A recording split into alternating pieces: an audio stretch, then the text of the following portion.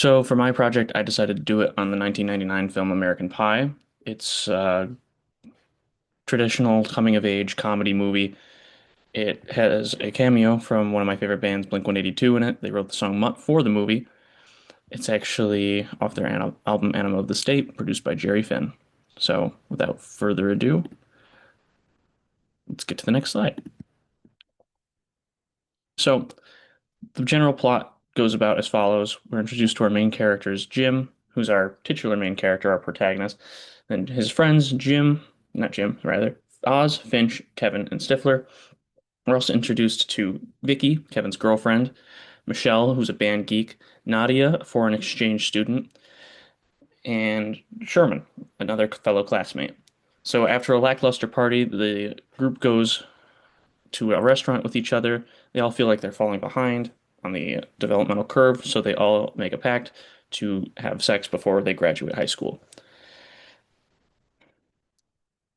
This spurs off different story beats for each character. We have Oz, who joins the choir and tries to work a quote sensitive angle with the uh, the one girl Heather, and this kind of derails because she sees him making fun of her with his friends.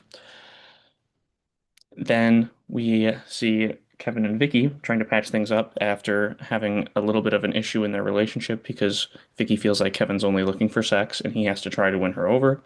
Finch pays Natasha Lyonne's character to um, spread rumors about his sexual prowess, which he benefits from, causing Stifler to get jealous and put laxatives in his food, which ruins any chances of anything happening for him. And Jim kind of stays stagnant. He has a lot of issues and just like even though other people are starting to make their progress, he still feels like he's lagging behind. This feeling really echoes with his character a lot. And so as we move on to like this tribulation section here, we find that like people are trying to fix their issues and then Jim finally starts having a prospect with Nadia, the foreign exchange student, which he broadcasts via webcam in front of the whole school by accident, which is where the Blink-182 cameo comes in. I see him do that. And he gets a bit ridiculed and is even further isolated socially. Then we move to the prom where Oz, right before it, Oz ditches his big lacrosse game to sing his duet with Heather, kind of showing that his priorities have changed and that he's kind of figured out what kind of a person he wants to be moving forward. We also see Sherman get exposed, which causes all of our characters to have a lot less pressure on them to actually do it. We see after the prom, everyone resolves the pact in some way with either a partner or the person they brought to the prom, like Jim with Heather, which was in a one night stand.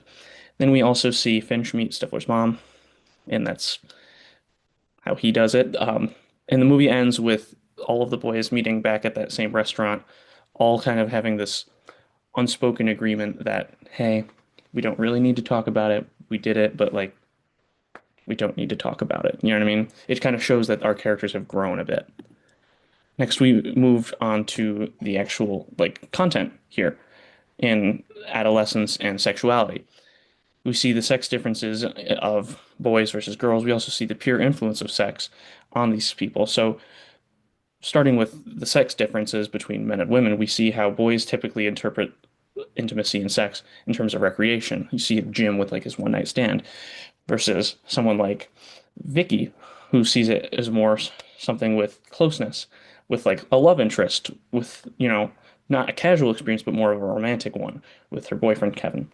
We also see how the boys tend to keep the matters of intimacy and sex a bit more separate, a little more disconnected. You see that especially with Kevin because he doesn't feel like that's like the important thing in his relation, like of a relationship. He just sees it as like something important. He doesn't see it in terms of his relationship. For his girlfriend sees it as an aspect of their relationship, and she wants to do it with someone she loves.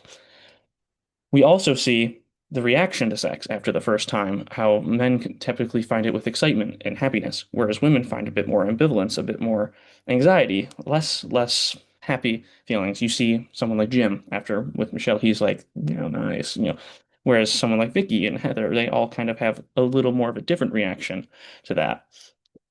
Next, we also see how peer influences on sexual activity. If the adolescents just simply believe that their cohorts are having sex, they're more likely to be sexually active. And if they are more sexually active, then they feel like they need to do it as well. You see this especially with our main characters, and as well as communication about sex influencing peer behaviors and sexual standards.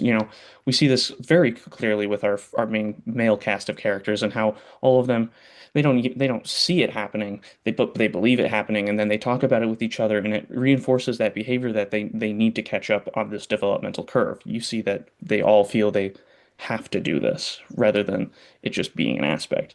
We also see an older siblings model briefly as Jim calls his older brother, asking some related questions.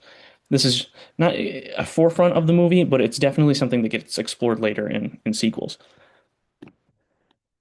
Now let's ask the question, is this an accurate representation of what adolescence is?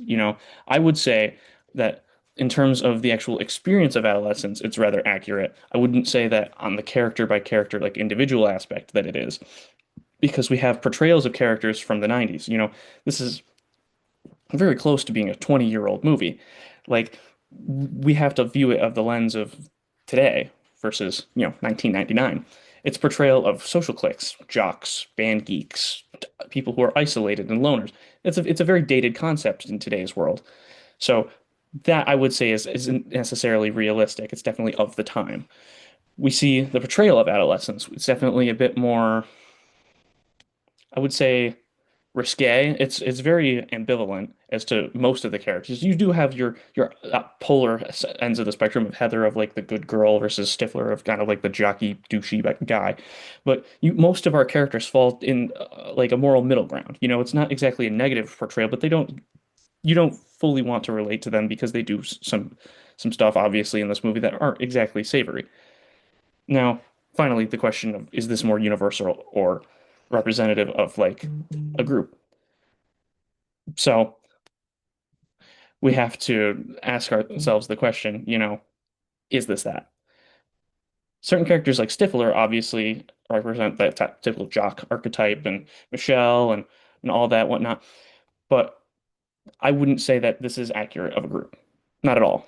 I would say like this is definitely a bit more representative of individual characters' experience, and this is how adolescence feels, but this isn't an accurate view of what we would consider, every adolescent goes through. You have characters of different areas of the social spectrum, so it's not entirely accurate to what everyone will go through, but it's definitely accurate to what some people go through. Someone like Finch, who's truly an outsider, who really doesn't feel like he fits in with anyone other than older people or adults. You know what I mean?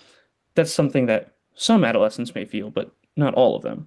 Whereas, a character like Stifler, someone who's a bit more of a jock, he might have what I mean? His experience with adolescence is very different from someone like Finch's. You know what I mean? This is two very different types of an adolescent experience, joined by one shared collective experience regarding sexuality, but not the same experience.